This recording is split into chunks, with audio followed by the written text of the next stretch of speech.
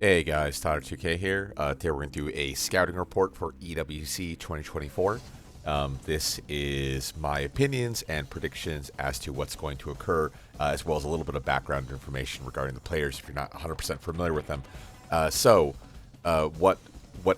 first thing I did, because today was the day. It's like, oh, here are the brackets, basically. I read the rules, so I finally read the rules. Shoutouts to Team Liquid for their condensed information and stuff like that. But so a couple quick corrections. So first of all, first place doesn't win $500,000. They win 300,000 USD. So that's significantly less money than $500,000. But at the same time, that means more of the players get money. Also, saying that every single time you like rank up into a bracket, it's not actually double the amount of money additional. That's hyperbole. Hopefully no one took that at face value, but it does significantly jump up quickly. Keep in mind, last place, like basically if you were to go 0-2, you win a guaranteed 5,000 USD.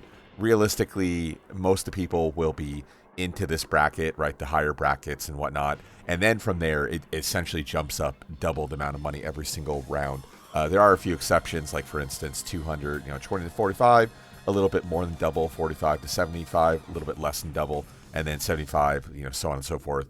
And then, of course, then we have the big jump again at the very end. So, yeah, it was hyperbole, but hopefully people understood that. But, yeah, the big one, of course, is that first place gets $500,000, does not get $500,000, they get $300,000. So, also, this tournament is taking place next weekend.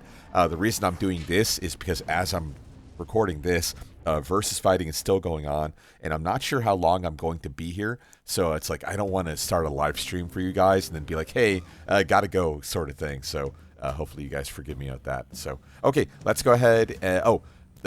Next major inclusion of the rules is actually this is not going to be a round robin tournament. This is actually a bunch of individual double elimination tournaments. What that means is there's a chance for you to make it out of like Group B without ever playing a person like a Tiff, without playing a person like Arslan, so on and so forth. Like that's crazy. That you don't have to play everyone in your pool, right? There's a world where you don't play against possibly the best person in your pool, and then you still make it out of your bracket into the next round, and so on and so forth. Second thing is regarding this like pool selection and whatnot. I couldn't find an explicit rule when it comes to where people, how the bracket's going to work. I would presume it's like 1 versus 3, 2 versus 4. So that's what I'm going to do when I'm doing these kind of breakdowns. I'm going to start there, but for all I know, it might be 1 versus 2, 3 versus 4, or 1, so on and so forth. Same thing if you flip it around. So I don't know. I'm just gonna presume once again that it's 1, 3, 2, 4, and then from there it's a double elimination bracket. So then you'd go on and play, versus whomever. So yeah, let's go ahead. A lot of these names you guys are gonna know, and for the people I think you might not know, I'll go ahead and talk about it a little bit more, I suppose. So let's go ahead and zoom in. Sorry, I'm also on Windows 11. Shoutouts because, well, basically back when I got this, built my machine, I'm currently using a 7950X3D, so it needed native support in Windows 10, and back in the day didn't have it. And by now I'm just kind of used to it, so fuck it.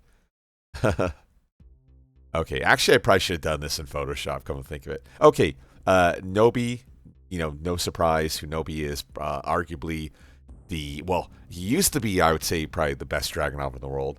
He definitely has the most unique Dragunov in the world with his crazy, aggressive playstyle. Nowadays, probably Tiff, I think, would arguably maybe the best Dragunov in the world, but Nobi still has like a really great style. Unfortunately, the last time they played each other, and luckily they aren't in the same bracket, things didn't go out too well. I think Nobi ended up losing 0-6, but hey. Okay, so almost certainly Nobi will be playing Dragunov. Dragunov, obviously one of the best characters in the game. There's no reason to believe that he won't be playing as Dragunov. Back in the day, he might play Lars, but a lot of people have been saying Lars is bottom tier, myself included. I have him pretty low on the tier list. So versus Dojin. Dojin, famously a Mokujin player. He literally has a tattoo of Mokujin. He's going to play whatever he feels like at a particular day. In this current meta, I imagine he's going to pick, Chaheen. Although he has a Leo, And if I remember correctly, did Dojin? There was a. I'll give a link to that video. It's not my video, but there was a. We ask pro players who their top 5 is and their bottom 3. I think Dojin did put Leo in top 5, although not most, quite a few players put Leo in bottom 3. I think Leo is pretty good myself, but I understand where they're coming from. So, okay, yeah, let's go head-to-head matchup. I would say Nobi probably has a slight favor just because of how strong Dragunov is. This is probably pretty close. I'm going to give this a... Oh, we're zoomed in too. Okay, that's going to cause a problem. Okay, this is fine for now. I'm going to give him a 60-40. I'm giving him a slight edge. Dojin, if he comes out swinging, if he takes an early lead against Nobi, it'll be probably very difficult for him to come back. And then, yeah, the Shaheen is still a decently good character. I think I have him in my top...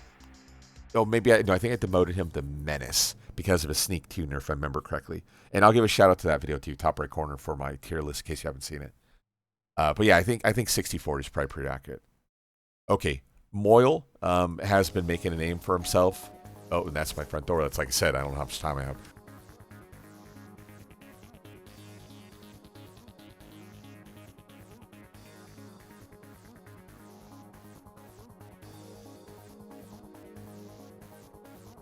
Okay, like I said, Meo-IL's been making a name for himself with a character like Victor.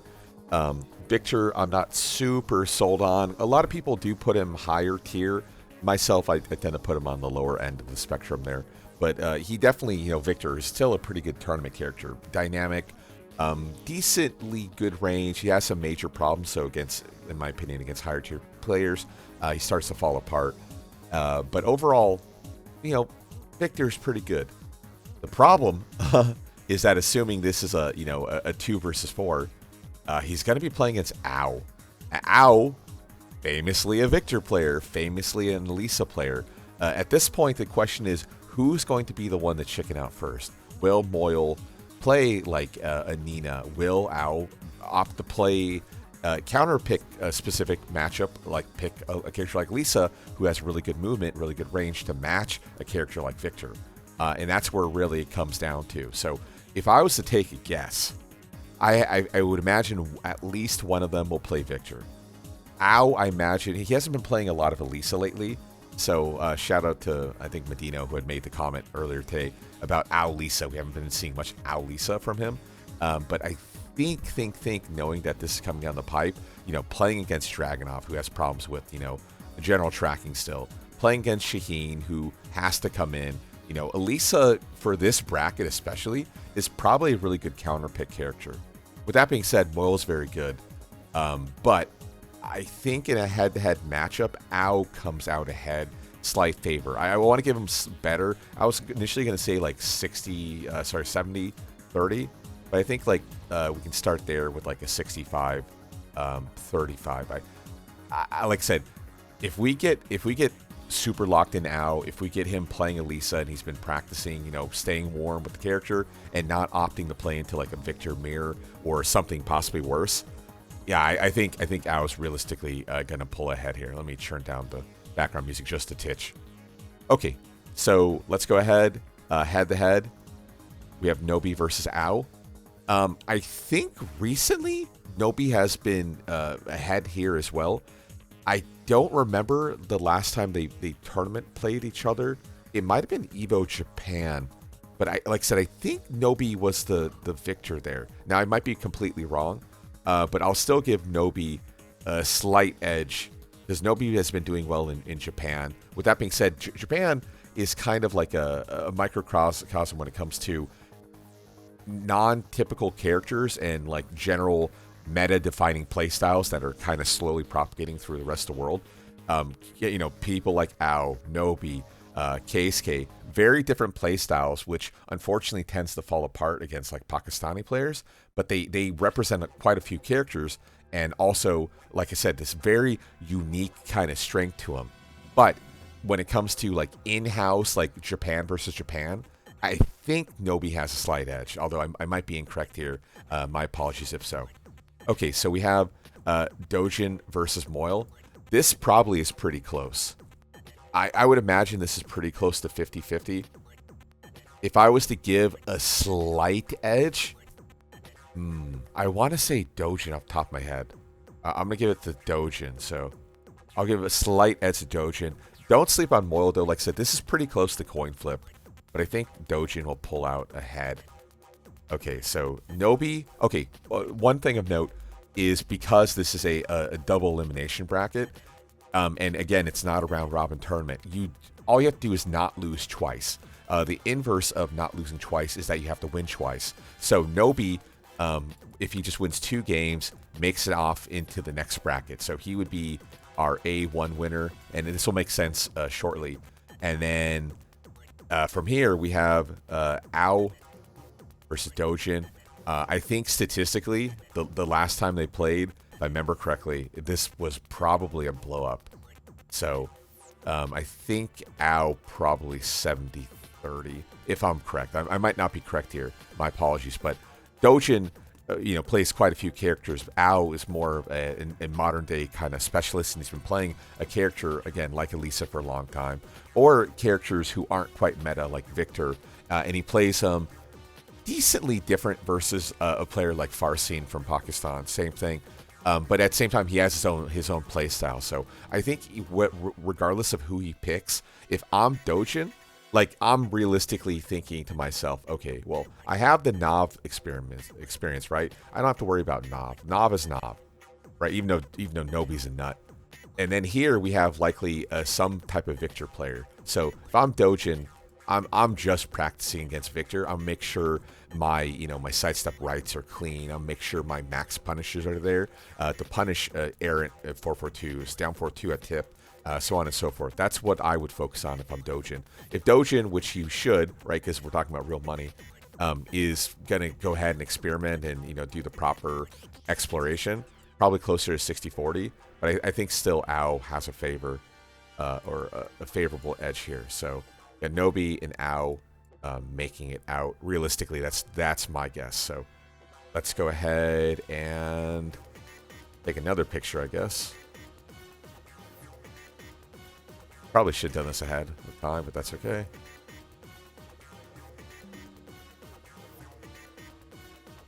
Yeah, sorry. You can technically type pay too. I just do pain because it's funnier. Okay, so let's go ahead, delete this. We'll put, can I copy and paste? Will that make my life easier? This is zoomed in, but it's not actually blown up. Question mark? Yeah. Oh, I didn't expect that unintended consequence, though.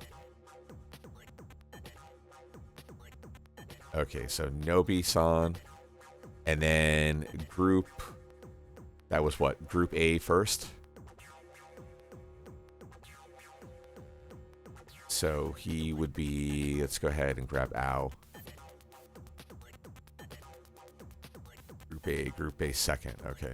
So again, like we don't know the initial bracket starting, but we do know this at the bare minimum. So that's good enough.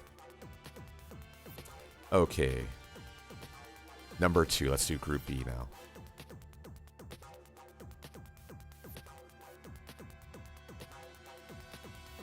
Okay, can I zoom in like that? Okay, cool. I can just do Control plus. Nice. Okay. I mean, like this bracket is insane. Like let's first things first. This is crazy, dude. Right? This is absurd. This bracket strength. I didn't really have to even do much of an intro here. Rangchu, former TWT winner, winning with Panda. Panda, really? Like the Harada saying there. Super dominant play style lately. Also, Rangchu really doesn't get enough credit for just his general strength and the fact that he also is a Mokujin. He plays a shit ton of characters. Atif also famously plays a bunch of characters here, but Rangchu plays Leroy, Bears, Lydia. He plays Shaheen. Like these are all characters that he can bust out in tournament. The issue here, of course. Bear's not very good. Leroy's not very good. Lydia's not very good. Shaheen is good, but like that's kind of about it. With that being said, almost certainly in a tournament, like 90%, 80% chance at the bare minimum, Rangchu is going to be playing he's going to be playing Bear. That's realistically the first thing we're going to see there. But now, unfortunately, playing against a Tiff is going to be the hard part here. So yeah, we got Raichu, Rang versus a Tiff. And also, here's the big issue, right? How I talked about all those characters are like lower tier characters. Yeah, every character like a Tiff is going to pick is going to naturally prey on a Bear. Like Dragunov, almost certainly we're only going to see a Tiff play Dragunov, at least in the first couple of stages. Right? He dominates Bear.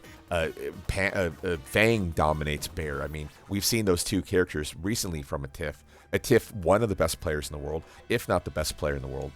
He didn't have a great showing against Arslan, who also arguably best player in the world, right? But he didn't have a good showing. But overall, like a Tiff is playing on such a high level that it's going to be hard to keep up. Raichu is nutty enough that he could be one to hold his own against him. But again, on a head-to-head matchup basis, Bear versus Bear versus Dragunov, like there's no shot, dude.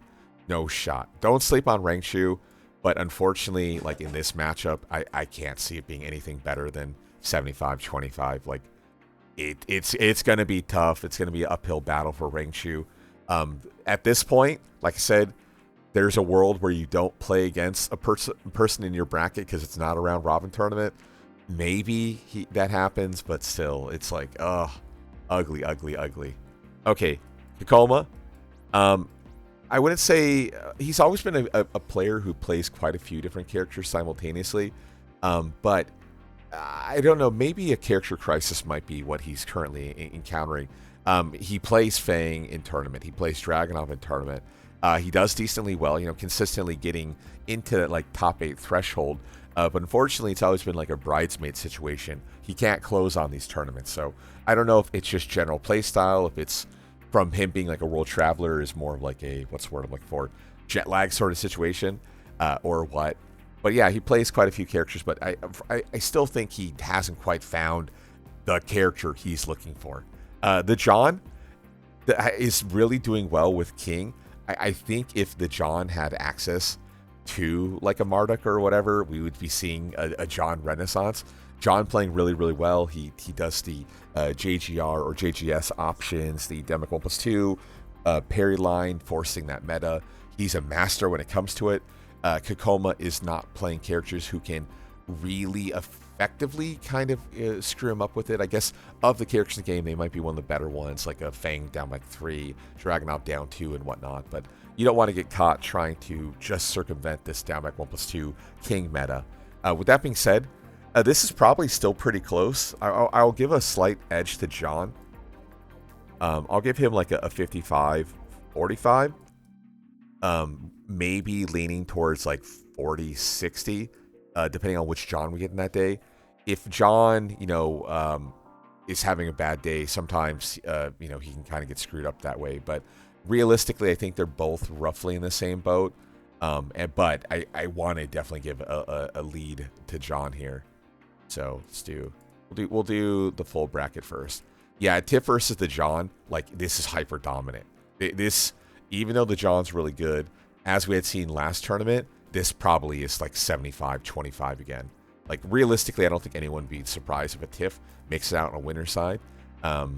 Yeah, right. I mean, it's gonna happen almost certainly. Like a Tiff is gonna pull out there, and just because he's so dominant, and again, he's used to John's playstyle. I'm sure they play quite often, and he clearly has like the secret juice to kind of hold him down there. Okay, so we have Raichu versus Kakoma. The two of them. I mean, realistically, I'm pretty sure in like same thing, head-to-head stats, Raichu is pretty dominant against Kakoma. Again, the benefit though for Kakoma's favor is he's almost certainly going to play Dragunov against Bear or Fang at the bare minimum, and both those characters are really, really strong. I think for the most part, Raichu has Kakoma's number, but it won't be quite as dominant as like what a Tiff would have been or whatnot. So I would still realistically, I still want to give him like a 65-35, maybe 60-40. I think Raichu will probably pull out ahead there. Okay, so we have Raichu versus John. Sorry for my mouse writing here. Raichu versus John. Oh, I'm trying to think of like last time they played each other. Ooh, I'm drawing a blank though. Raichu versus John. What was that at the TIFF tournament? Was that at the X tournament? I think maybe it was. Maybe they did play each other. Maybe, yeah, I think John did pull ahead. This is probably pretty close though. It's probably like 45. I'm giving John favor. 55, maybe 60-40. I think John is going to pull ahead realistically, but it's gonna be close. I still think it's gonna be close though, but I think realistically, John probably gonna make it out. I think that's realistic, like I said. Okay, so we have a TIFF. This is Group E. And actually, I don't even have to even delete this. Fuck it, we'll still delete it. Group B second. No, Group B first. Okay, interesting. So it looks like there is no loser side. It looks like you just make it out of the bracket and you're good to go. Which is good. I'll quickly reread the rules just to make sure I'm not talking shit here. But yeah, if I remember correctly, Group B, Phase 2 is also a double elimination bracket. So that means, like I said, the loser side doesn't actually exist. Especially if second of Group B is in a second position here. So yeah, like I think realistically that's good.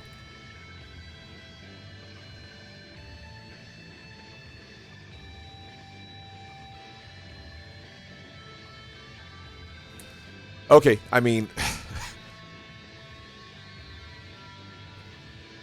sorry, still a little under the water. Yeah, Arslan. I mean, what's to say about Arslan?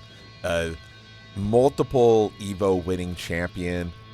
Did he win a TWT though? I don't think he's won a TWT. I think a TIFF has been the one to win a TWT, if I remember correctly.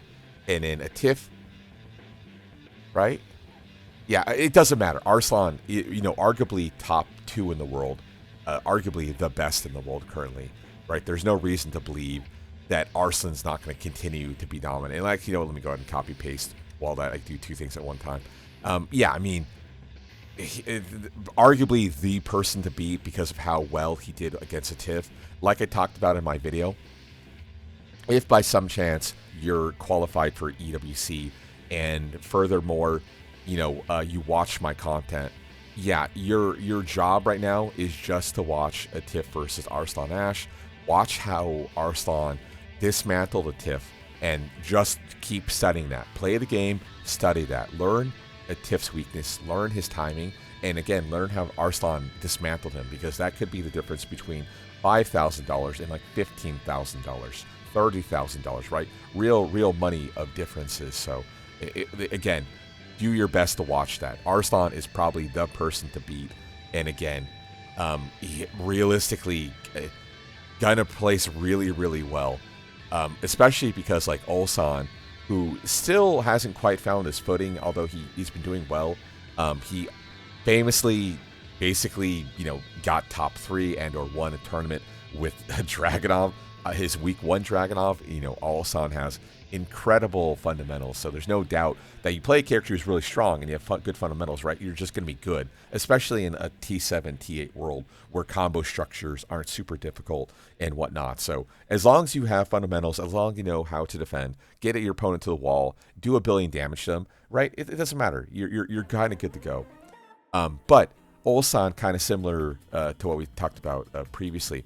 It's like, yeah, I think he still is trying to find his character. Dragunov is cool and all, but I still don't feel like that is his character. I know people trash talking me when I had said Ulsan's really good in T7, which he is. But yeah, still realistically here, because of the last time they played, same thing, was dismantling. it probably is pretty close, unfortunately, to like 70-30. Ulsan has like a big hill to climb here.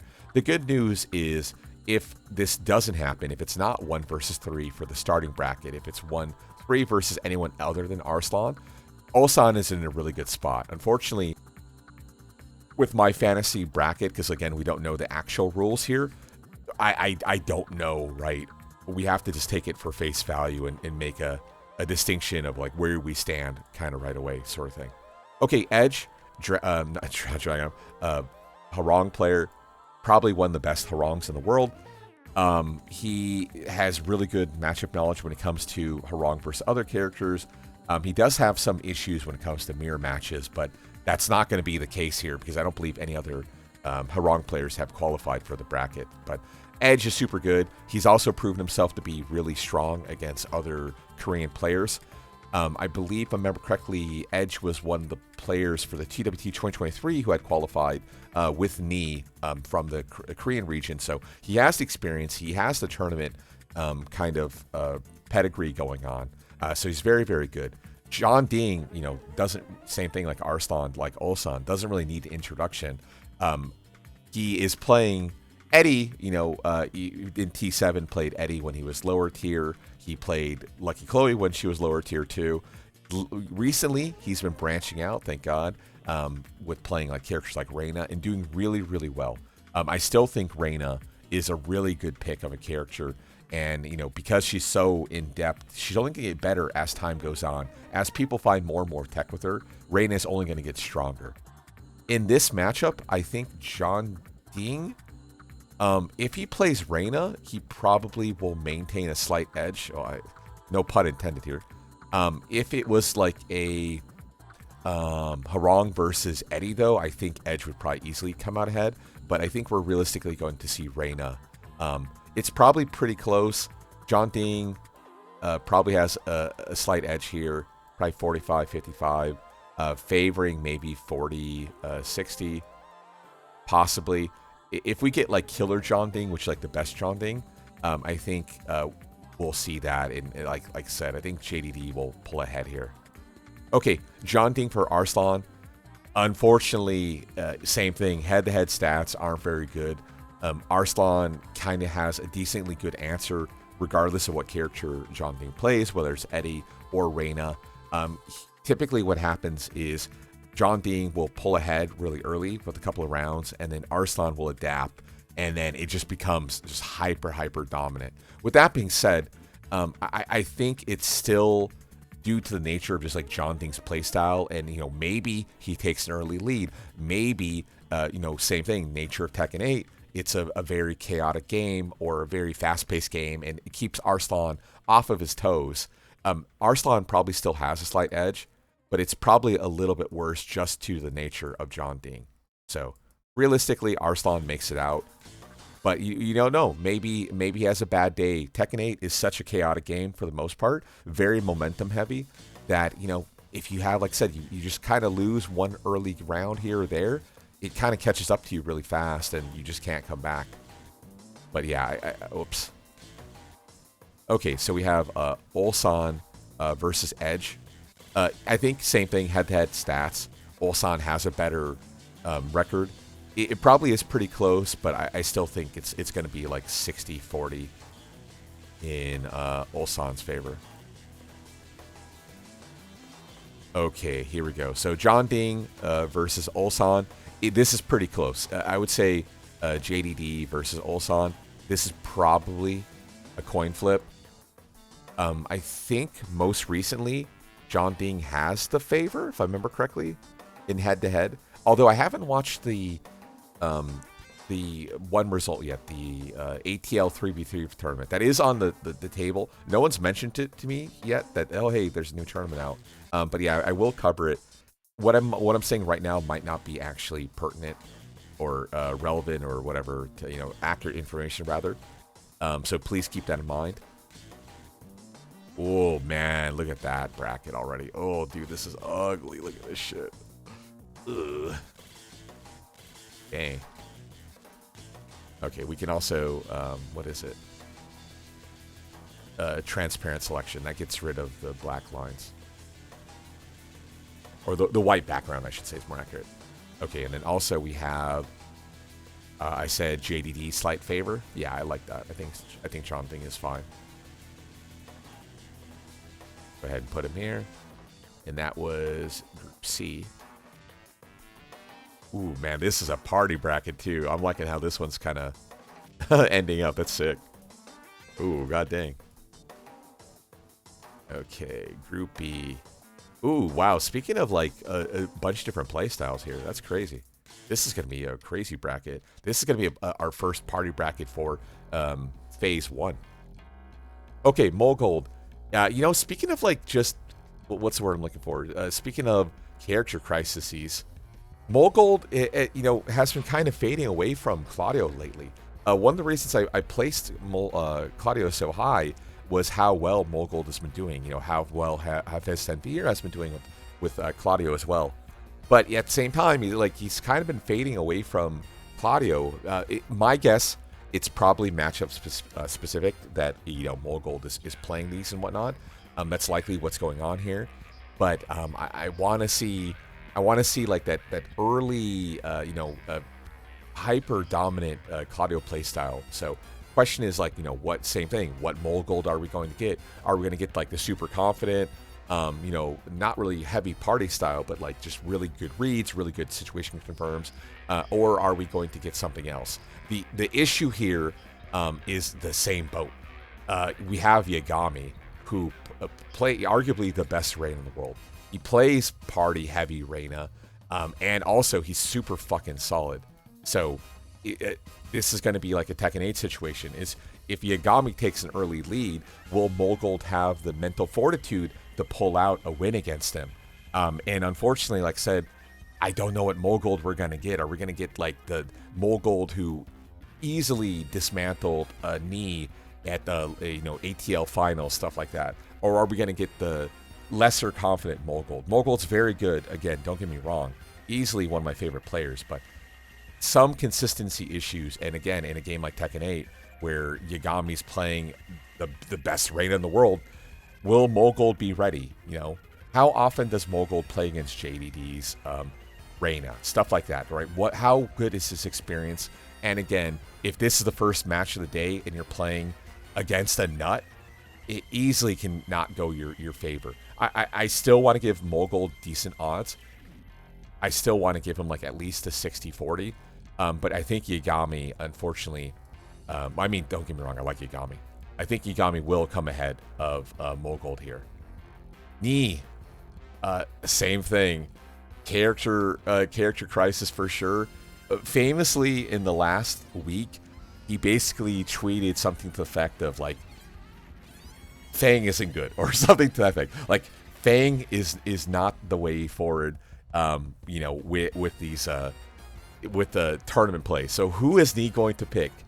Is that a psych out of him saying, I'm not going to play Fang. Fang's bad, and then like pick Fang and like do hella good? Is this one of those like gambits where it's I found out some secret tech with Fang no one knows about, and like right? Is that it? Like can you handle it? Sort of thing. Maybe it's a psychological game, but I still think Nii is having a character crisis. Again, he is the definitive Mokujin, he was the first person in the world in Tekken 7 to get TGP, Tekken God Prime, with every single character. A few other players did it, but it's like very, very rare. And he jumps around so often, but at the end of the day, he's always been playing Brian. Like Brian has been the tournament character, but in Tekken 8, we really haven't seen much of that Brian play. And unfortunately, he's going against Usama Abasi, who we just covered in the that was EWC, right? That was EWC. He won the EWC LCQ with Dragunov, and again, kind of similar to a Tiff, similar to Nobi. He definitely has his own distinct style on Dragunov. Of course, he's not nearly as strong as a Tiff, which best player in the world, by the way, sort of thing. But yeah, I don't know if he is ready for Usama's like Dragunov player. And the one thing I really have to give credit for that I didn't really talk about in the video, Usama's heart, man. He has a lot of heart. Very often he pulled it back from the clutches of defeat, and he plays really, really, really, really well. Nii usually, like I've talked about many a time, it kind of forces metas. His idea is once he has a read on your where you bleed, essentially, he will just keep pressing in and twisting the knife until you just eventually just crack. I don't think if Usama's heart. I think he can hold and maintain against a player like Nii. In which case, Nii will have to play more straight style. Like I said, if Nii, I don't want to sleep on Nii. Nii might be the player to properly lab and understand Usama's playstyle and know the rest of this bracket and go hard in the paint with research. But I think realistically, from just how Nii plays, like, yeah, I want to see the dominant Nii, but unfortunately we just haven't seen it lately. And Usama, like I said, a ton of heart, man. The guy plays crazy, dude. Like, really, really strong playstyle. Speaking of which, Yagami versus Usama, it probably is pretty close. I think realistically, Usama, from his playstyle in general, does probably have a slight favor. But come to think of it out loud, I think this is close to like 50-50. I was going to give initially a 55 favor to Usama, but I'm going to give him a star instead. I think this is going to be damn close. I think Usama takes it, though. If he maintains his momentum, like just his ability to not give up and play really, really strong play, like I think he can clutch it out. Mogold versus Nii, I mean, this is definitely a new school versus old school. Same thing, both players kind of having slight character crisis. Mogold probably has less of character crisis just because he's been playing Dragunov so often. But yeah, I mean, Mogold kind of similar to Ulsan. Sorry, I was confusing Ulsan. Ulsan, has been the hyper dominant player in Korea for like the last 6 months to a year at the end of Tekken 7. Mogold, every time he would play, what do you call it? Goki, Akuma. He would play Akuma versus Nii, right? Super dominant, like so strong play. But I think Mogold probably, for the most part, has Nii's number. Again, question, which Nii are we going to get? Which Mogold are we going to get? But still, I think realistically, like Mol versus a Nii, it probably still is roughly about 60, 40, maybe like 55, 45, but still, I think, I wish I had a pen. I'm not a digital artist, though, so there's no reason for me to have one. But I think, Mogold is going to hold on and push through. Okay, so now we have Mogold versus Yagami. I think slight edge to Yagami. First inclination is like, 45, 55. This is probably closer to like 40, 60. I think Yagami is so consistent. He's very confident. He's playing a character who's great in like short form tournaments like this. I want to say Yagami is probably going to pull out here. With that being said, again, this is a party bracket. Who is going to be the one to show up? That's the real question. Are we going to get the hyper dominant Mogold? Are we going to get hyper dominant Yagami?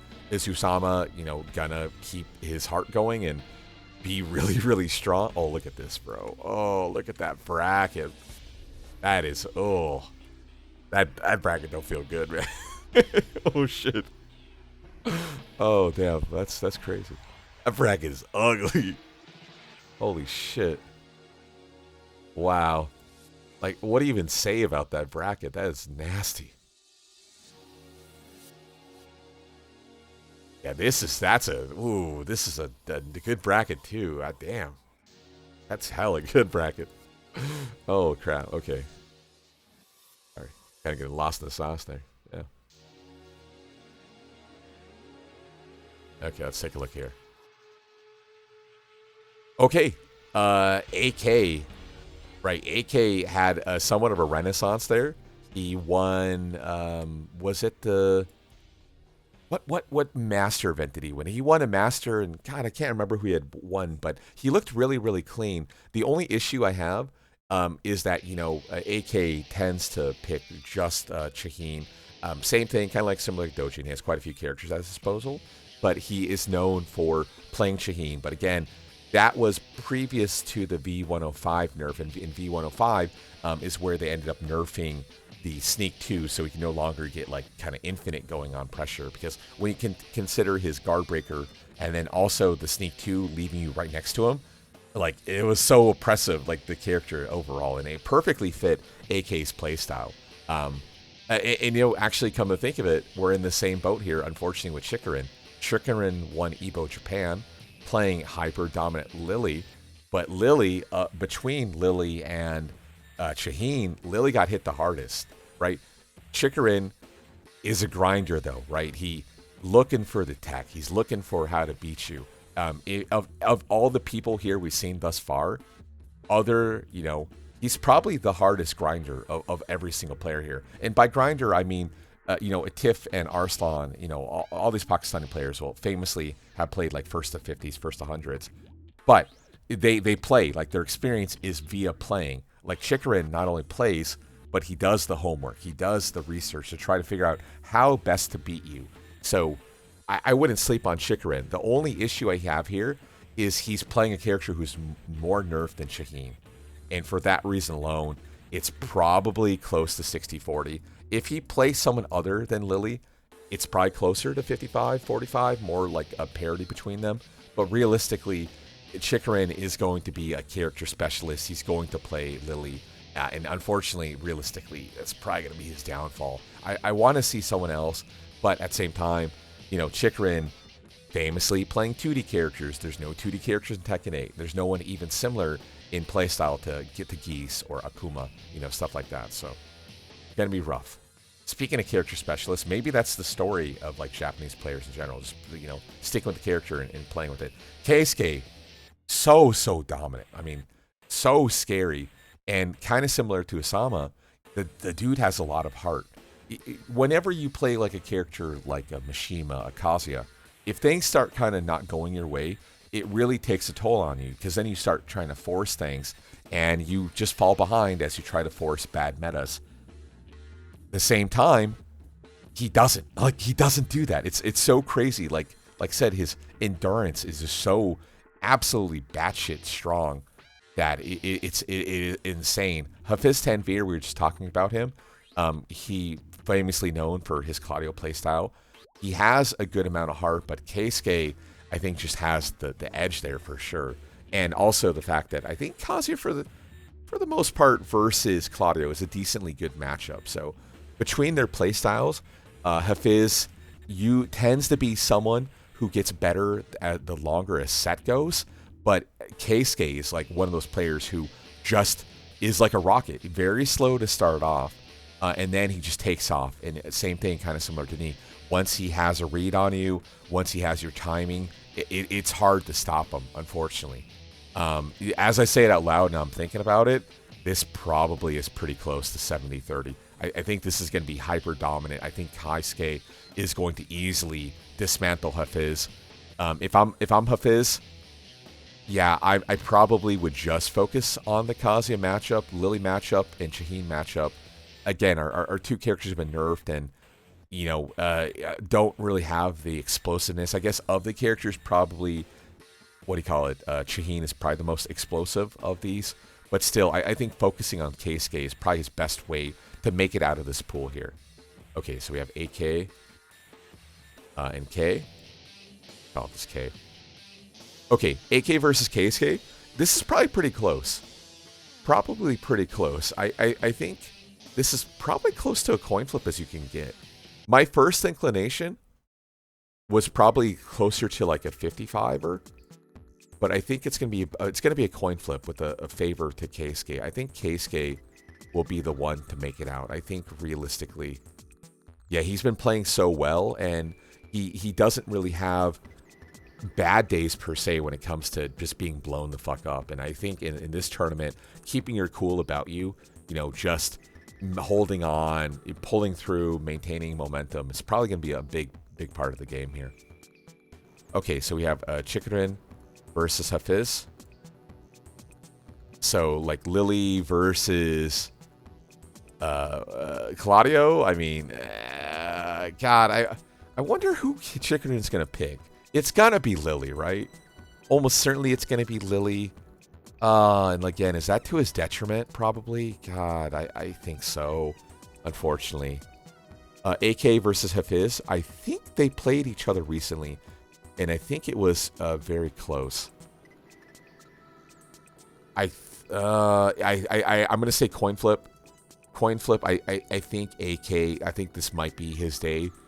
I think realistically, if he gets beat, they're going to be close matches. But I think ultimately, AK will probably be the one to pull out in this bracket. He will pull out on loser side, but again, it appears like loser side really isn't a thing. So, okay, so that would be E2.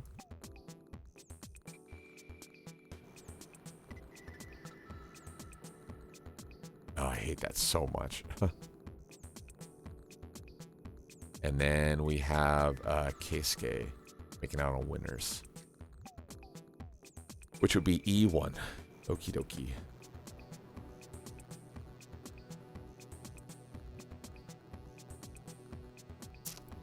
Ooh, this is also a nasty bracket. Okay, this is definitely our second party bracket. That's a crazy bracket here. CBM, he has his character. He has Jin. Jin, arguably one of the best characters in the game. I think there has been a little bit of crisis. Maybe that's the case of like Korean players recently. But still, I think Jin is going to be his go-to character realistically. He's been playing Lydia. You know, he's one of, might be the best Lydia in the world, if I remember correctly. But ultimately, Lydia is not super good, fairly linear. And, you know, people are going to be ready, at this point, going to be ready for Lydia. And especially now that she's been nerfed in V10602, it's like, why would they nerf her? Like, I don't understand there. So almost certainly we're going to see Jin. In a head-to-head matchup, CBM is definitely going to be the victor here. Lohai has his character, you know, Brian player, Steve player, Dragunov player, almost certainly going to stick with the Nav the whole way through. Nav versus, what do you call it? Versus Jin is probably the best matchup possible. He can also do a little bit of like Brian shenanigans, maybe try to goad out or get an early win and try to like sneak something out through CBM. But realistically, it's going to be Jin versus Dragunov. And like I said, in the head-to-head matchup recently, I think CBM has a slight favor. Lohai is one of my favorite players. Definitely one of the best players in the world. I think he still needs his breakout moment. But again, in a head-to-head, most recently, I think CBM, unfortunately, does have the slight edge. With that being said, kind of similar to what I was saying with other characters, Lohai is one of those players. Are we going to get like the best player in the world, Lohai? Or are we going to get a little bit of like doubting Lohai? Again, one of my favorite players, but sometimes that tends to be the case. I don't know if it's just against like super high echelon players that have problems, but yeah, had the best Tekken prowess in the world. Same thing. He's a Mokujin player. He fundamentally understands the game at a super deep level. It's just the tournament results just aren't there, and I really, really hope Lohai has a breakthrough moment. I really want him to pull through. Like, I'm dead serious. Love Lohai. Super good fucking player. Terrifying player, too. Okay, Jod versus Bilal. If I remember correctly, same thing, head-to-head matchup. Bilal has a favor here. Jod playing, playing Nina, one of the best Nina players in the world, if it wasn't for like someone like Arslan Ash. Jod is also a character specialist, so he's going to be grinding for sure, finding the secret Nina tech that quite hasn't reached the surface. Bilal almost certainly going to be picking Brian through and through. He is definitely a Brian player. He plays a few characters, but in a tournament setting, it's going to be Brian the whole way out. Head-to-head matchup, there's not really much to worry about with Nina versus Brian. The only thing is her down back 3 is minus 13, so Bilal will be able to full crouch down for 2-1 punish that. But beyond that, Nina doesn't really have much minus 14s or launch punishable options that aren't, on the table. Even an option like Divine Cannon, I don't know if Brian can jet upper it most of the time. So now that back 1-4 is no longer minus 14, that kind of just leaves Sidestep 2. And the only player I've ever seen to launch Sidestep 2 randomly is Jimmy J. Tran. That's it. So I think Jod has a slight favor. Or sorry, Bilal has a slight favor because the head-to-head. This is probably very close, though. I like Jod as a player for sure. It's just in a head-to-head matchup, I think Bilal has a slight edge. Although, again, party bracket, who is going to win? I have no idea.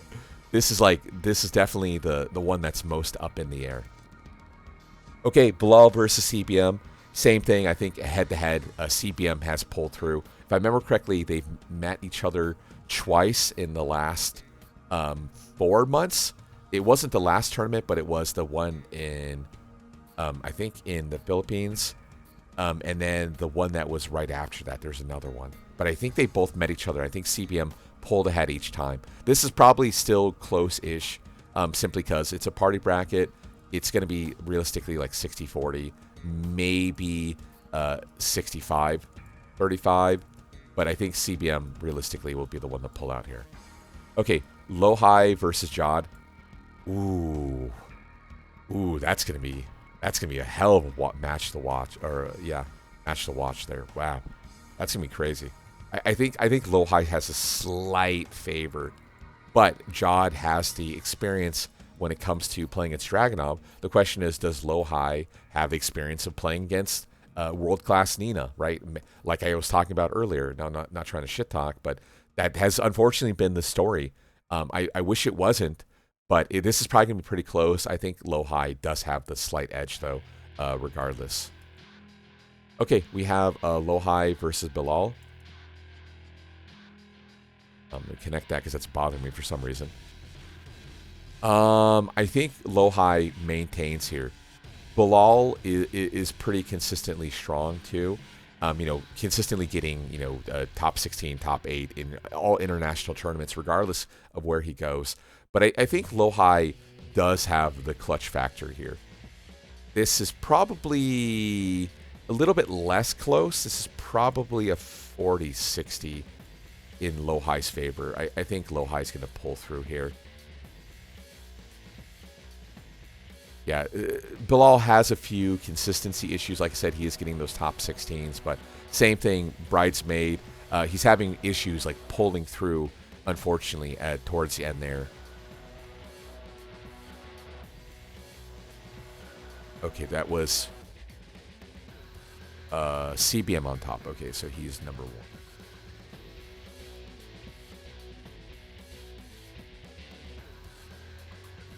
And then Low-High. Yeah, shouts to Low-High, dude. I want the best, most success for that guy. Plays super, super well. Okay, F2. Oops. In hindsight, I probably should have zoomed in. Shouldn't I? Dang. Oh well, too late now. Okie dokie. Okay, almost done with bracket 1. I might have to put my music on loop. I'm kind of coming to the end, I know that. Ooh. This is going to be a fun bracket, too. Wow. I don't know if this is necessarily a party bracket, but this is going to be... We're going to see some high-level play of characters we never fucking get to see. Sephi Black has been transitioning really, really well into... what's he called? Into Shaheen. Sephi Black, famously... Probably the best, I would say, Miguel player in the world. There's no Miguel yet, which actually probably would fit in Tekken 8 really, really well. Unfortunately, we don't have that. But Sephi has been pretty good, kind of a few inconsistent results, but when he clutches it out, he's very, very consistent there, and he plays really, really good Tekken. Chanel has been also pretty consistently strong, too. Now, Sephi playing a character like I said, Shaheen, and then Chanel playing playing Elisa. And yeah, very, very good play recently. Doing really, really well, fairly consistent. He tends to be, same thing, getting really high, top 8 performances, whatnot. Sephi, a little bit outside of top 8, sometimes breaking top 8. I don't know how he did, again, at Versus Fighting, which is going on right now. But maybe he broke into top 8. I don't know, unfortunately. But this is probably pretty close. I think Chanel, unfortunately, does have a little bit more than a slight favor. It's probably 60-40, just because he seems to have really fit in with the new Tekken 8 Elisa. He has been playing, character specialist Elisa for a long time now, and now that Elisa is even just a little bit stronger than she used to be, the fit is perfect, and at the same time, there's no real growing pains that has to be there. With that being said, I think Sephi still has a consistent chance, and that's why I give him a 40% chance for him to pull it through. Yeah, I think it is on the table. I definitely can see the upset occur. I can see Sephi making it to possibly phase 3 if the cards are in his favor. I think that is on the table here. Now, Rife, from KSA, hometown favorite here, because again this is going to be held in Riyadh, playing Jin, super strong player, very very consistently getting that top 8 finish and whatnot. Hasn't been able to unfortunately pull through and get like that top 1, but he's definitely on the precipice of greatness. Rife probably has the best understanding of Jin parry of every single player in the world. Like he does. He has such a good meticulous read on both Sabaki timing and parry timing that, he like I said, he just needs that little breakthrough performance to cement him as arguably like the best Jin on the planet. So don't sleep on Rife. With that being said, Double or W, wow, just so good, so consistent, incredibly good player. This is probably really close. Jin Law player, arguably the best Law player on the planet. He plays Law with a confidence that is absurd.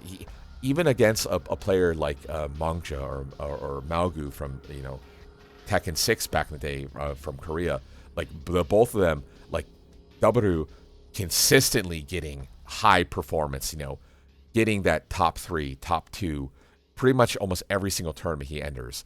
And maybe if it wasn't for like Pakistani players, he would be arguably one of the best in the world. But still, in a head-to-head, like this is probably really fucking close. I think this is probably 50-50. And man, Double has really good heart. I think I'm gonna give him a slight edge for that reason alone. Because his heart is insane. Same thing. He doesn't tend the falter. Rife is super strong too. I think this matchup specifically is going to be a case of who is going to pull ahead first and maintain the lead. I think whoever takes like a 2-0 or 2-1 is going to be the person who wins the entire set. Again, this is a 1st to 2. And again, who's going to be the first one to take that first 2 rounds is going to be realistically the winner. W probably has a slight edge, if I was to take a guess. Okay, Chanel versus Double. That's dirty too. Maybe this is more of a party bracket than I thought. I think in a head-to-head, Chanel has slight favor. Ooh, man, it is close, yeah. It is 50-50. 50-50 realistically. God, who has the edge, though? Does Chanel maintain the slight edge? Man, my heart of heart says Double. Ooh, yeah. You know what? Fuck it. I'm gonna do the more controversial take. I think Double is gonna pull ahead there. I think that's realistically what's gonna happen. Okay, Sephi versus Rife. If I remember correctly, in the head-to-head, and keep in mind, versus fighting is still going on. I think Rife has the edge here. It's still going to be close. I think it's going to be close. It's like same thing. Don't sleep on Sephi. Tekken 8, heavily momentum-based game. A character like Shaheen, doubly momentum heavily based. So same thing. If he pulls an early lead, he probably will pull through. But Rife probably still has the edge there. Chanel versus Rife. Ooh, this is close. This is probably going to be a 50-50. And same thing, I think in head-to-head recently, Chanel has been the victor. Although I don't think they played each other. They were on the same... Were they same bracket or same top 8? Yeah, I don't think they played each other. Ooh, it's close, man. This is close. I'm going to give the slight edge to Chanel. Simply because, like, Lily, or sorry, god dang it, Elisa is such an explosive character all over the place. And then she plays tournament really well. Jin is a consistent character for sure. But, it's going to be close. Okay, that was... Oh, I put Double as first. It's going to be close. Yeah, that, like I said, I take it back. That's definitely a party bracket. Who's going to want it more? Who's going to have the better day will be the person to take that bracket. And then I had said Rife. You know what? I hope Rife makes it, man. You know, like I said, hometown advantage. Be cool if Rife makes it really far in the bracket. And actually, I think he's the only Saudi Arabian there. So, like I said, he's the hometown hero. Okay, last bracket of group or phase 2, what do you want to call it?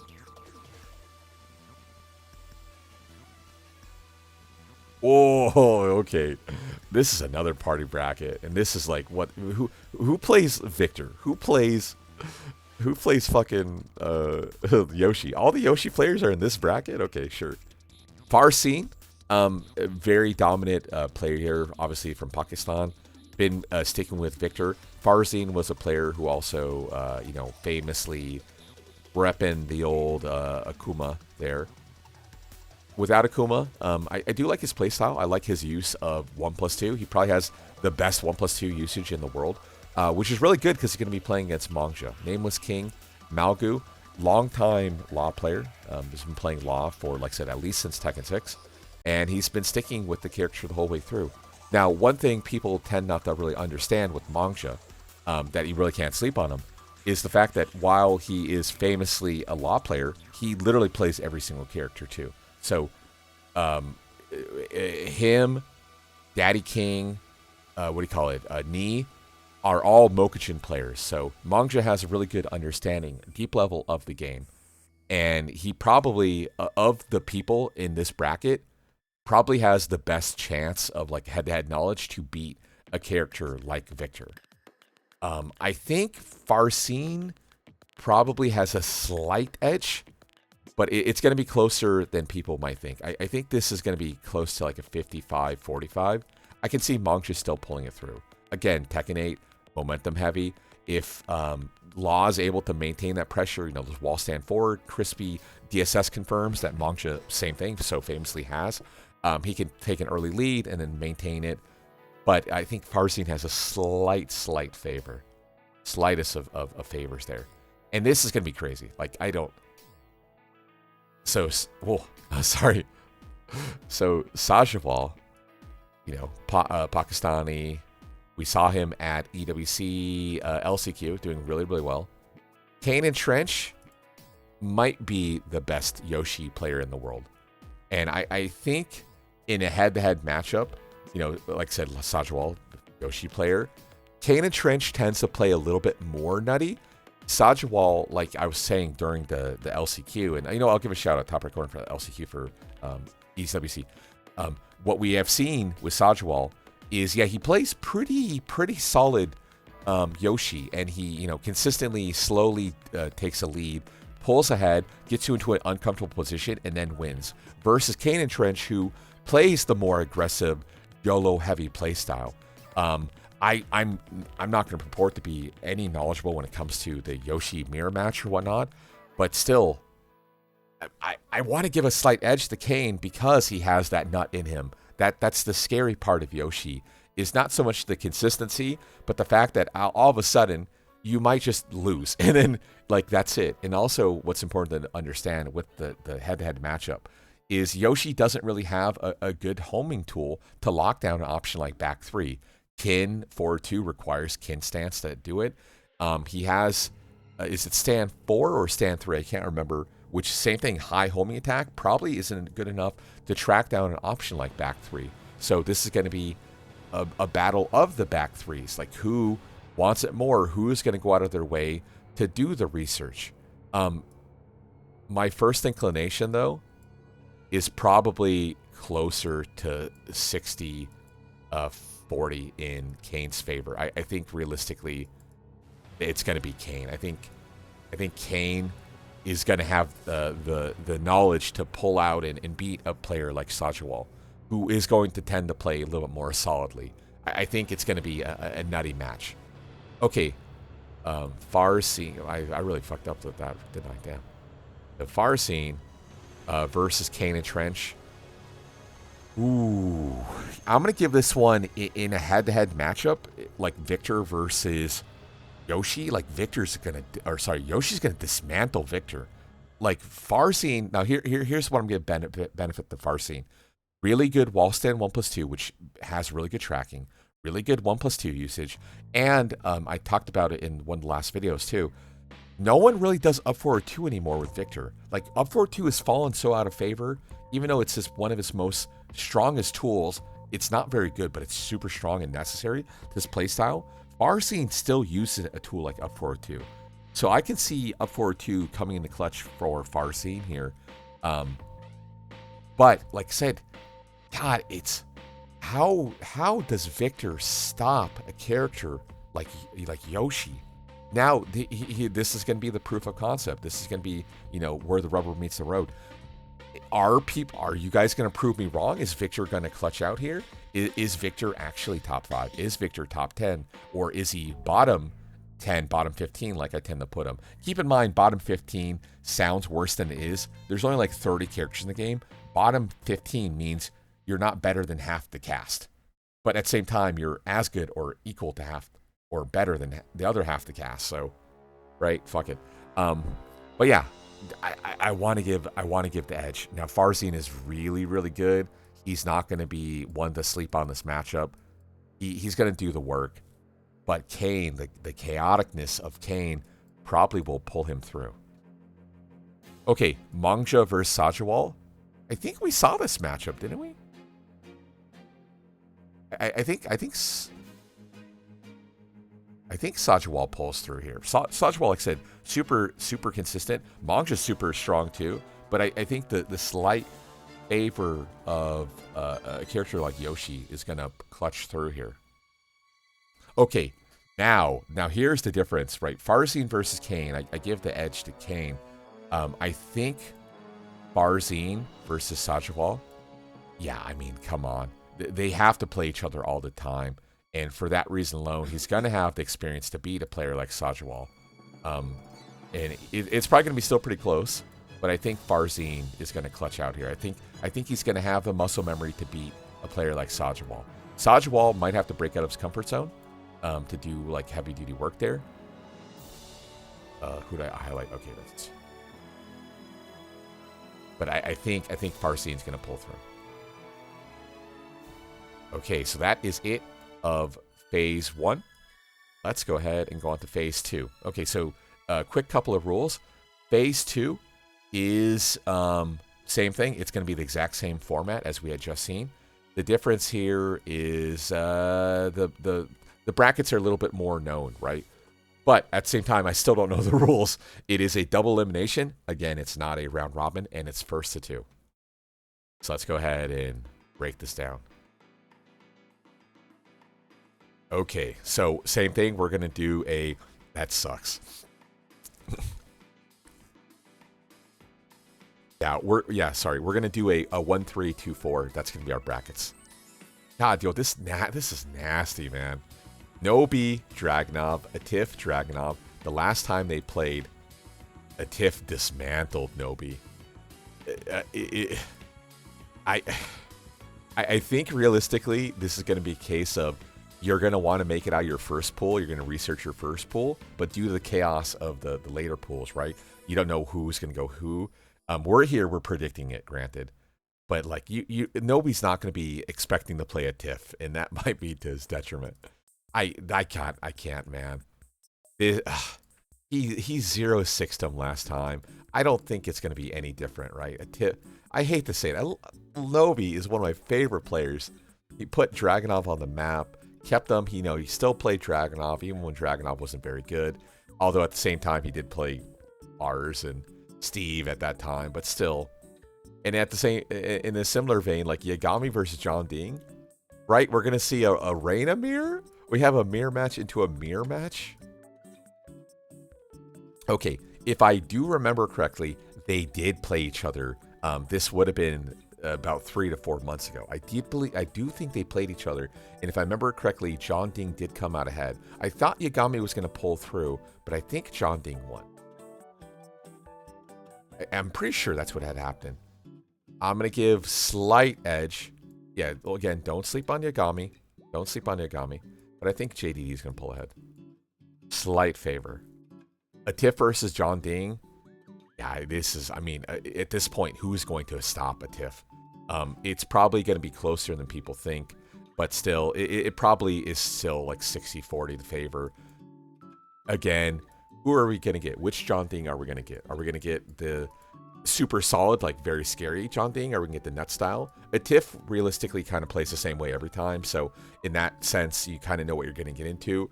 John Ding could pull it through. And again, this is a first to 2. In a first to 3, this would be like a Tiff heavy favored. But in a first to 2, you never know. John Ding can still pull it through. I wouldn't sleep on John Ding. John Ding can be the darling here in this tournament and pull through there. Okay, Nobi versus Yagami. Ooh, I think Nobi would do really well against Yagami's playstyle. Now, I don't remember tournament results. I don't know if they played against each other or not. But I think Nobi is going to hold on here. It's either going to be like 60-40 or like maybe 65-35. I think Nobi's playstyle is going to clash really well in his favor against Yagami. And unfortunately, Yagami probably won't pull through. But don't sleep on Reina. That's all I'm going to say. And also, you know, maybe Yagami's going to pull something out. Maybe he won't play Reina. Well, he won't play his main sort of thing. That's also a possibility. I wouldn't necessarily call him a Mokujin, but I think he has quite a few characters at his disposal. I'm sure he can play Dragunov really well. Question is, can he play Dragunov better than Nobi? Or is the best way forward like Reina? Realistically, it's going to be Reina. But Nobi will probably pull through. Okay, so we have Nobi versus JDD. I think in the head-to-head, Nobi has advantage. Probably 60-40. I think Nobi will still pull it through. And then I don't know how the next bracket is going to be, to be honest. I don't know if this is going to be a loser side bracket. I guess we'll find out together. Oh, whoops. My bad. Okay. Phase 3. Here we go. And what we'll do, Pain. Let me zoom in. Okay, so this was Group A. Nobi pulling through. And he's going to be... Okay, yeah. I think there is no loser side, so that's actually really good. He'll be Group A second. Nobi-san. And then, yeah, Big Daddy Tiff for sure. Like that's, yeah, I mean, who is going to stop a Tiff? Maybe we'll find out how the brackets place, huh? Whoops.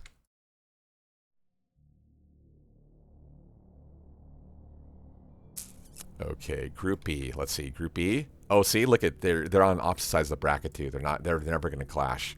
A little bit fortunate. I'm not going to say anything, but that's definitely a fortunate bracket placing. Let's just say. With that being said, I imagine a Tiff is, seeded 2. Arslan probably seeded 1. So you're right. There's no really. That's kind of how brackets go in general. Okay, Arslan Ash versus Usama. We're going to see Nina versus the Knob. I think this is a perfectly good matchup for Nina. She has some shenanigans. Usama coming through LCQ side. Realistically, it's probably going to be a blow-up. I would imagine probably 70-30. Usama is playing, again, a lot of heart. So he isn't going to be dissuaded if he takes an early L. But yeah, still realistically, Arslan practicing with a Tiff, dismantling a Tiff. Usama has a slightly different play style. Not quite as good, but probably more heart than a Tiff. But same thing. It's going to be, the onus is going to be on Usama to pull through. And same thing, do you try to make it out of your first bracket, or do you try to play the long game where you practice against someone in particular, sort of thing? Realistically, you're not expecting to play against Arslan, not expecting to play against Tiff. You just want to get to that next bracket where you make, instead of $5,000, you're making $12,000 sort of thing. So keep that in mind. Okay, John versus Ao. Did they play against each other recently? I think they did, and I think John had an edge, but I might be wrong. That one I'm not super confident with. Keep in mind, this is all off the dome, so I haven't done like really any research. It's just we've been watching all these guys' play styles for like so long now. So okay, the John, I think he has a slight edge. It's gonna be close, but it's probably gonna be like 60-40, maybe 55-45. But I think John is gonna pull through realistically. And Arslan. And then, yeah, I mean, Arslan versus John. It probably will still be nearly 70-30. I'm going to give a slight edge just because, comparatively versus Usama, John is definitely probably better than Usama. So it probably will still be a blow up in Arslan's favor. So we have Usama versus Ao. I think Ao is world class. Usama is good. He has a lot of heart, like I said. But Ao is so consistent. Almost certainly that will be the case, that Ao is going to pull through. It probably is closer than a blow up, but it's going to be 65-35. Realistically, Ao is going to pull through. I can't see it not happening, sort of thing. So we got Ao. Okay, and now we have a double Jeopardy match. Ao versus the John. Yeah, I think it's still the favor. I would be a fool to change my odds now. It's probably gonna be slight edge. It's gonna be close. But yeah, I think John probably, but we'll be close. Again, this is almost as close as you can get, other than a pure coin flip. So, okay, Arslan. Okay, that was Group B.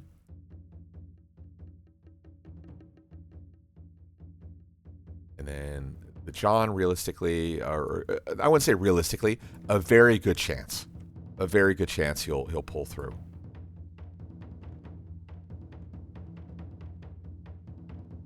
Oh, okay, so they are on the same side of the bracket. So we're going to get an Antiphorus Arslan early. Like I said, usually you seed it such that the two best players realistically aren't going to play each other early, but yeah, I guess if B and A are on the same side, that makes sense, right? Like I said, there's no harm, no foul like intended at all. I don't think someone went out of their way to screw up the brackets. And again, this also is completely dependent on the fact that do 1 and 2 play each other, stuff like that. So, okay, KSK versus CBM. I think they did play each other. At either, if it wasn't Evo, it was the one right before it. I think they play each other. I think Keisuke realistically is going to win here. He probably has better odds than coin flip. It's probably close to like 60-40 in Keisuke's favor. Maybe 65-35. I think Keisuke just has a lot of experience when it comes to like Jin play and whatnot. And like I said, a lot of heart. The kid has a ton of heart. Super strong. Okay, Farcine versus Rife. Almost certainly we're going to see Victor versus Jin. I do like the matchup in the favor of Jin. This is probably going to be pretty close because, again, Rife does have a hyper-dominant Jin playstyle, but at the end of the day, Jin does have a couple of rules he has to abide by. So Jin, I'm sure, is played quite often in Pakistan, but still, I think Rife still has the edge here, realistically. It's probably going to be pretty close to coin flip, but I think it's we're going to see a 55-45 in Rife's favor. I think hometown here, I think Rife's going to pull through. Okay, Keisuke versus Rife. This is where the problem starts.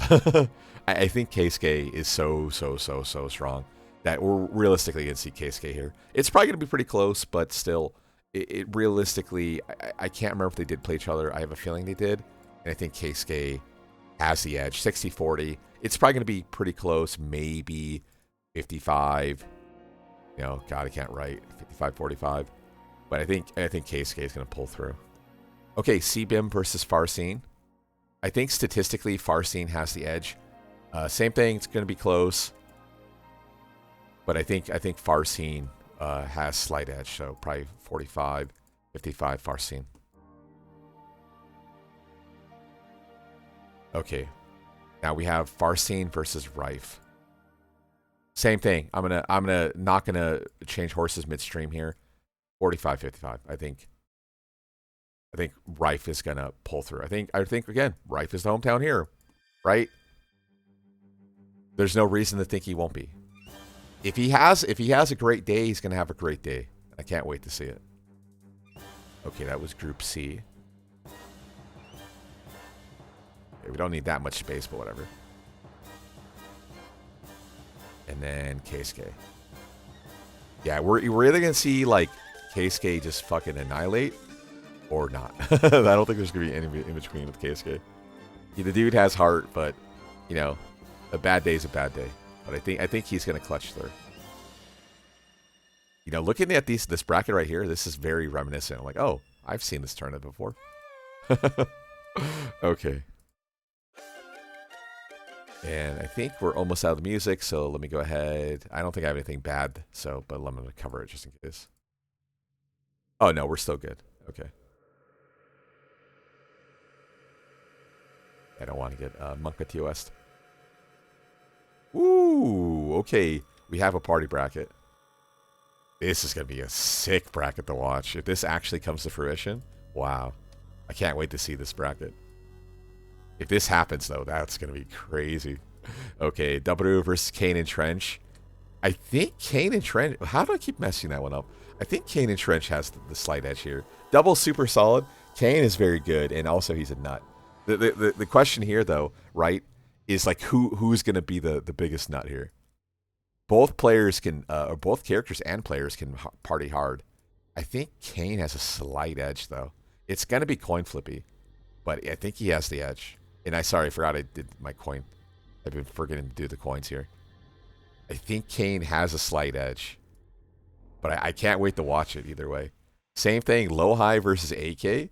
Low-High is not one to tend to fade away from challenges.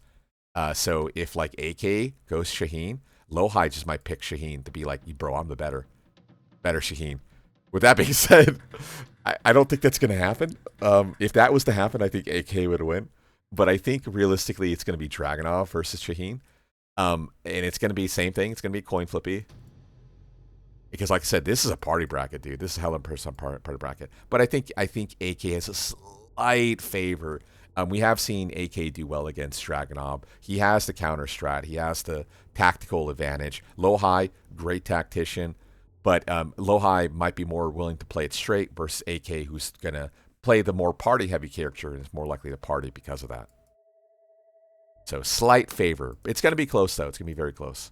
Okay, Kane versus AK. I think AK clears. It's going to be close. Like, again, we're so late in the bracket. It's going to be killer versus killer. But I think AK has a slight edge here. I think he has the experience. I think he has the timing. Orbital... In T7, orbitals used to beat Flash. So anytime you thought Yoshi would Flash, you just do an orbital and you instantly win. The issue, of course, is if he reads you doing orbital, then you do back 3, you spin to the back, and back 2, 1, launch them. But still. Okay, so we have double versus Low-High. Ooh, man, this is another fucking close matchup. Head to head, I think double has the favor. Like, statistically, coin flip again. I'm going to give my advantage to my boy Low-High, though. I think Low-High's going to clutch it through. I think Low-High is going to understand the mission and be like, yeah, I got to win. Like, this is time. I got to be the one to win. And because of that reason, Low-High has, I'm sure, a lot of experience against iMusician. And while playstyles, for the most part, are kind of different between Yoshis, I think Kane and iMusician play similar enough that Low-High is going to have the advantage here.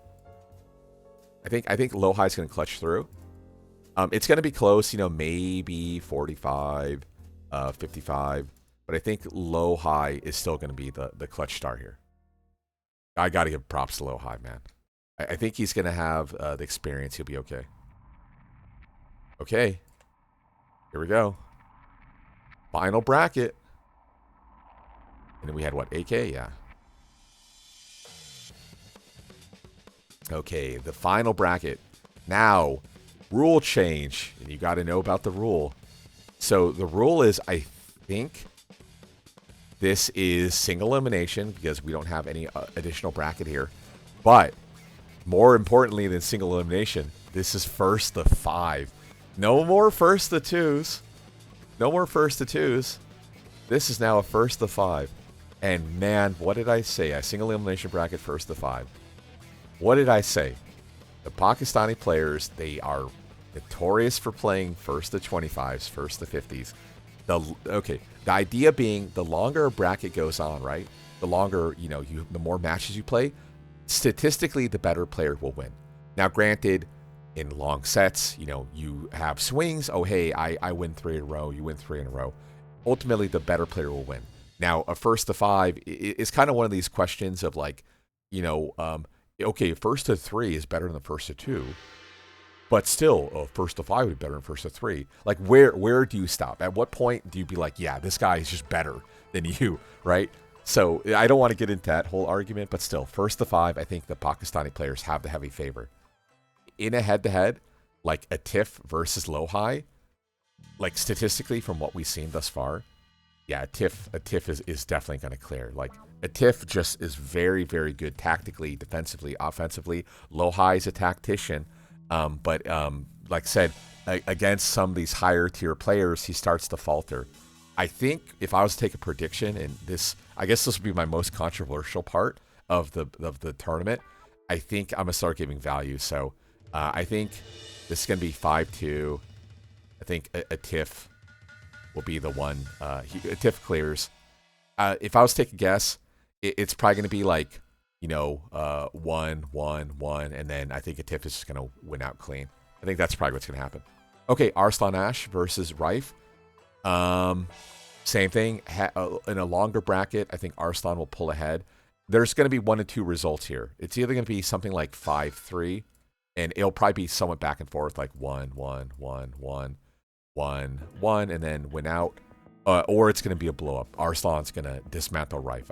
If I was to give odds here, I guess you can see the odds because I gave you numerical values. I take it back. You know what the odds are. You can figure it out. I think he's going to beat. It's going to be closer. Like I said, it's either going to be really close or it's going to be a blow-up. A TIFF, I think, is very confident, consistently going to pull through. But this one will be closer. I want to see it. I think it's going to be a good match. I think Rife has the parry pedigree. He has the options. He has the tactics to take it to Arslan. Same thing, though. Do you practice for Arslan's Nina? Is he the guy to beat? Or do you predict to play against like a Dragunov player? Because there's so many more Dragunovs that are realistically on your floor, right? You probably practice against Dragunov, right? You don't practice against a Nina. If Rife practice against Nina, because again, I guess this will be day 3. There will be time to study. He can take it to him. It'll be close, but I think Arslan will pull through. Okay, Keisuke versus the John. I think the last time they played, John pulled through, right? Same thing. This is either going to be a blow-up or it's going to be close.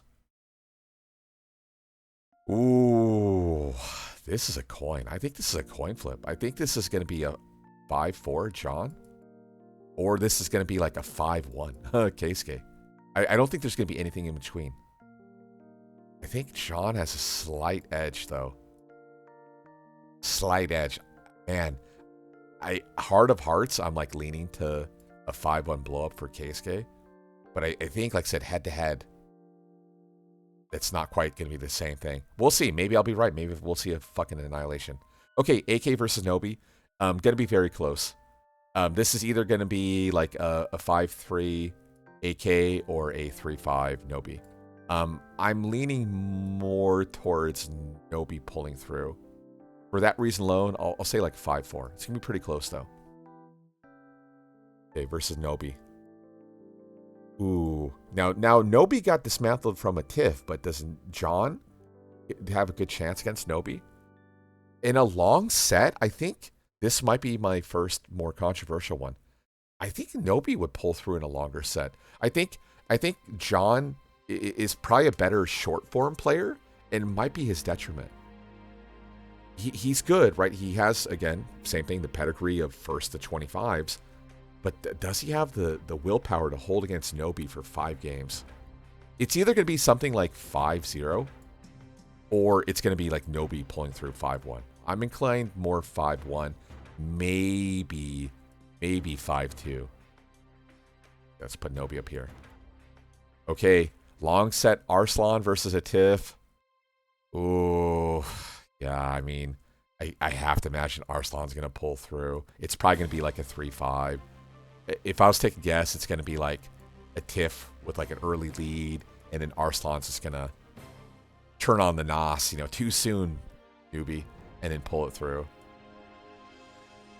Oh, I just realized the single elimination is dirty, isn't it? God dang. So Arslan versus Nobi, yeah, let's be honest, it's gonna be Arslan. He's probably gonna win like 5-2. I think Nobi. If I was to take a guess, Nobi might jump around to kind of keep Arslan on his toes. Arslan probably will stick like Nina the whole way through. Nobi, if I was to take a guess, I could see like Nobi picking like Steve, and then switching to Nob, and then switching to like either maybe Lars, like just for fuck around for one game, and then switch back to Nob and end with Nob. I could see him jumping around. Like I said, I think Arslan's gonna stick with Nina just the whole way through though. Okay, so Arslan Ash, congratulations, you won the Burger King crown here. Actually, that wasn't bad for using a pencil or whatever thing. And Arslan will be $300,000 richer, and then Nobi will be $150,000 richer. That's kind of cool to say out loud, isn't it? Holy shit. Okay, yeah, or 140,000. My bad. 140. My bad. Okay, so comments, questions, concerns. I'm down to always argue, or your thoughts are always appreciated. I do have a match review coming up in a couple of weeks, after EWC, so 2 weeks from now. If there's anything you want to see, please let me know in the comments. Like I said, otherwise we want to argue, feel free to do so. Congratulations to Arslan for being $300,000 richer, and I'll see you guys in the next video. Later, guys.